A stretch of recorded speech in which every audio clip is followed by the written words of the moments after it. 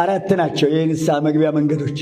አንደኛ ቃል በቃል ገጽ በገጽ ቀርባችሁ ይሄን አድርጌያለሁ ቅጣትን መቀበል። 2 በወረቀት ጽፎ መስጠት። ውዳሴ ማርያም ሰኞ ውዳሴ ማርያም እንድምታ ላይ ያቺ ሴት የታደለች ጽፋ ኃጢአቷን አባቴ እንዳልሰጠው አፈረች።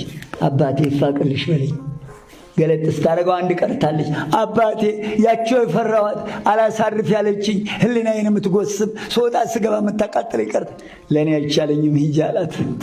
ተዋህዶ ልጆች ስትመጣ ስትሄድ የአባቶቻችንን ፈሊጥ ይሁት ስትሄድ ውሃ ይጠማታል፣ ያልባታል። መንገድ 2 ሰዓት ቢፈጅ 4 ሰዓት ደርሶ መልስ፣ 2 ቀን ቢፈጅ 4 ቀን በፈሊጥ እግዚአብሔር ይቅር እንድላት።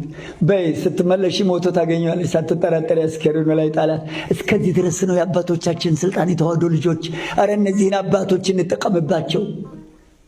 ካህናትን እኮ የሾመ እግዚአብሔር ነው። ስልጣን ድውይ ፈውሱ፣ ለምጽ አንጹ፣ ሙት አንሱ፣ በከንቱ ተቀበላችሁ በከንቱ ስጡ፣ እስከ ዓለም ፍጻሜ እኔ ከእናንተ ጋር ነኝ፣ ወደ ዓለም ሁሉ ሂዱ እኮ ነው ያለው። እንዴት ያለ ሹመት ነው! ድውይ መፈወስ፣ ሙት ማንሳት።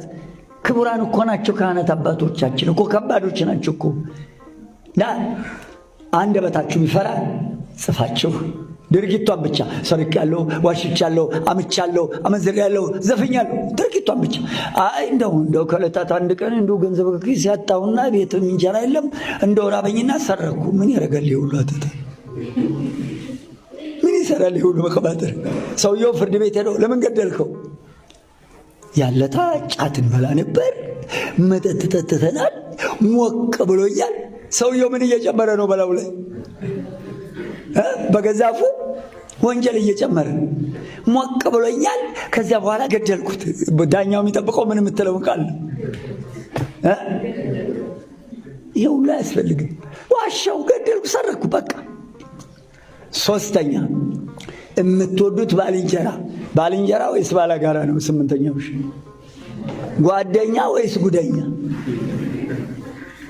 አለ? ባልንጀራ የምትወዱት ባልንጀራ ካለ ወይም ጓደኛዬ ነው የሚባለው። ጓደኛ አይደለም፣ ጓዳ ውስጥ ያለ ምስጢር፣ ቅቤው፣ ሽሮ፣ ጩኮ፣ አቤት ዳቦ፣ ውርጎ ወይ እና ወይዘሮ ስንዱን ከኔለሽ የቀመሙት ድቁሱ ሚጥሚጣው አረስንቱ ጓደኛዬ፣ ምስጢሬ፣ ገበናዬ ማለት ነው። እውነት ጓደኛ ካለ እናት ልጅ ይኸውልህ ነፍስ አባቴ መምሬ ገሌ ናቸው፣ ስሜን እንዳትነግር ግን የነፍስ ልጅ ሆኖ በላቸው። እርሶን ለማየት ፈርቶ አብሮ ስለኖረ አቤት ይህን ኃጢአት እንዴት ይሰራል ብለው ይታዘቡኛል ብሎ እኔን ልኮኛል። ግን እንዲህ የምትልኩት ወንደኛ አለ? ገና አንድ ነገር የጓዴ ትላንትና አንድ ምስጢር ልንገርህ፣ ገና ምስጢር ነው ሲለው እዚህ ጋር ይሸቀሽቃል፣ ይወቀዋል። አውራ ይለዋል። ገና እኮ ገና ሳይጨርስ የእናቴ ልጅ እውነተኛ ጓደኛ ካለህ ይኸውልህ ይህን ሰርቻለሁ ጻፍና ስጠው። አባቴ ልጆ ነው ይኸው ኃጢአቴን ተቀበልልኝ ብለዋል ብሎ ያ ወረቀቱን ይሰጣል፣ ወይ በቃል አስጠንቶ ይልከዋል። እግራቸው ስር ድፍት ብሎ ቅጣቱን ተቀብሎለት ይመጣል። እግዚአብሔር ይፍታህ ብለዋል ሲሉኝ አቤት አባቴ ይፍቱኝ። ያ ተራራ የማይከልለው ደመና የማይገርደው አምላክ እዛ ሆኖ ይፍቱ ሲል እሱ እስከሚመለስ ድረስ በግንባሩ ተደፍቶ ተንበርክኮ ነው የሚጠብቀው። እዛ እግዚአብሔር ይፍታህ ሲሉ ከራስ ጠጉር እስከ እግር ጥፍሩ የያዘው አስሮት የነበረ የኃጢአት ሰንሰለት አብሎ ይወርድለታል። ከዚያ በኋላ ቅጣቱን በደንብ ተረድቶ ይዞለት ይመጣል፣ ይጨርሳል። ያጭቃል። 3ኛው የማይታወቅበት ደብር ሄደህ ሸምገል ያሉ ካህን በመድኃኔዓለም በመብርሃን አባቴ አይለፉኝ፣ ይገላግሉኝ፣ በኃጢአት ታስሬ መጥቻለሁ፣ ይፍቱኝ። ይኸው የሰራሁት ኃጢአት ብትፈልግ ጽፈህ ብትፈልግ በቃልህ ተረስቶ እንዳይቆጭህ ተምረሃል። ጽፈህ ብትሄድ ከመመላለስ ጻፍ አድርገህ ውዳሴ ማርያም ውስጥ እዛች ጸሎት ውስጥ አድርገህ ይኸው አባቴ ገላግሉኝ።